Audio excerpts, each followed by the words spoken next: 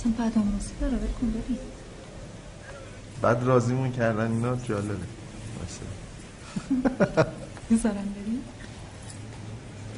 ببین محضر رفتنش فرقی میکنه.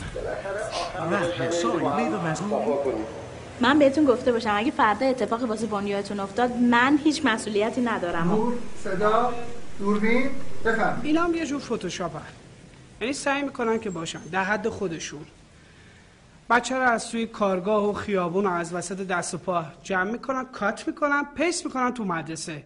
بچه‌ها با سواد باشن کشور بهتر میشه. سر دوراهی. به جای اینکه مثلا من یکی از کودکان کار کم کنم، یکی دارم به لیسانسیای بیکار اضافه میکنم. آدم یاد بگیره پول در بیاره اصلا چی بهتره. خیلی هم اوضاع بدی نیستا. یعنی هست، یعنی اونقدر نیست. یعنی بدتر از اینم میتونه بشه. ول کن بابا این فردین بازی‌ها رو.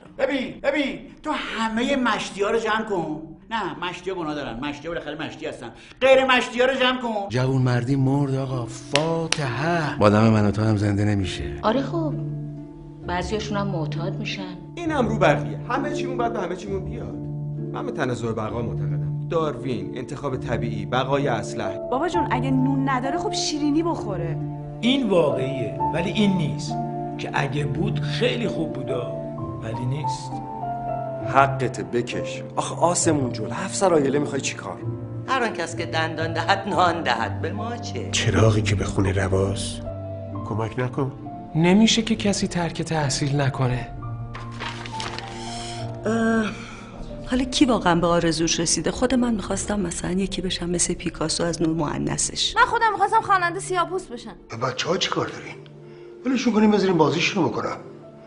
اگه همه درس بخونن وقت تکلیف زندانا چی میشه؟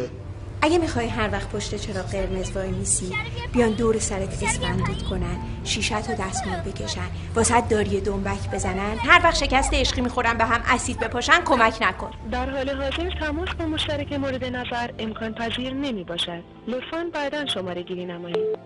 دور استفاده نکنی ها. من یه راه خیلی خوب کشف کردم.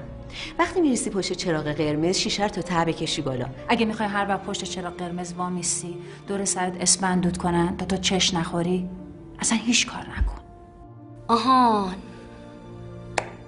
کی بازی کنه کی بازی نکنه، کی پاکن دستش بگیره کی سیگار.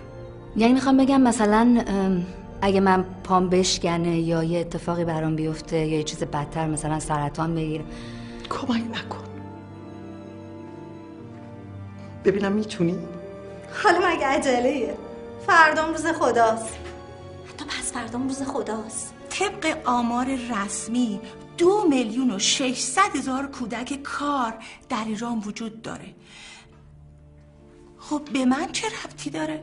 اینایی که میگی مال مدینه فاضله است، آرمان شهره. ما اینجا زندگی میکنیم، اینجا ایرانه. آقا این همه سازمان و مؤسسه و کمیته و وزارتخونه، پس اونا چی کارن؟ بابا اگه شما کارتون رو درست انجام بدیم ما مجبور نیستیم اینقدر تصمیمای دشوار بگیریم. مگه یارانه بهشون نمیدن؟ گفتین هدفمندش میکنیم بعد میرسونیم دست اهلش. اگه هدفگیری خوب نیست هدفمند نکن. این همه پول گاز و نفت و اینا کجا میره؟ پس دولت چی کاره است؟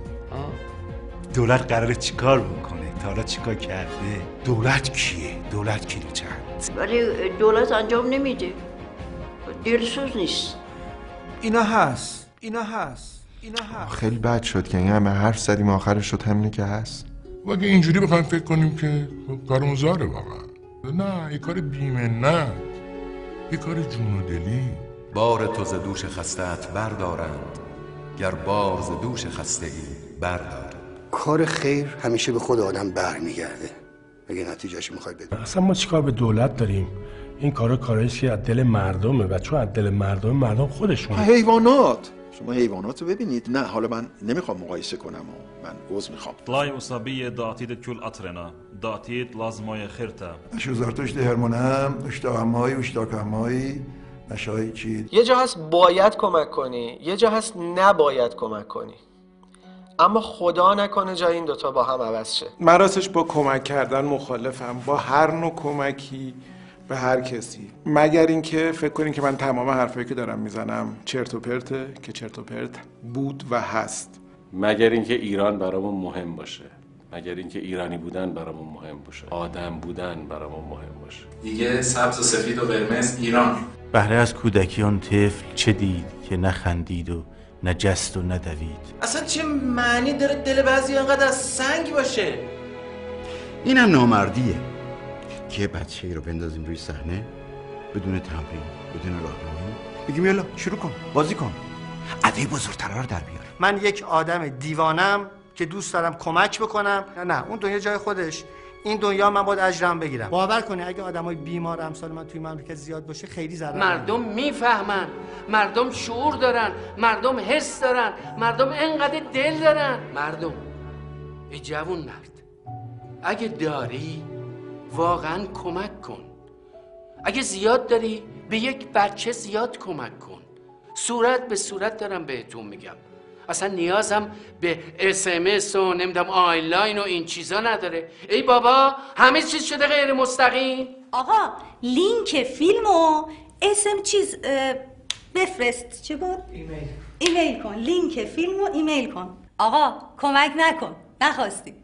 فقط لینک این فیلمو ایمیل کنی برای 5 تا از دوستات، ما رو بس.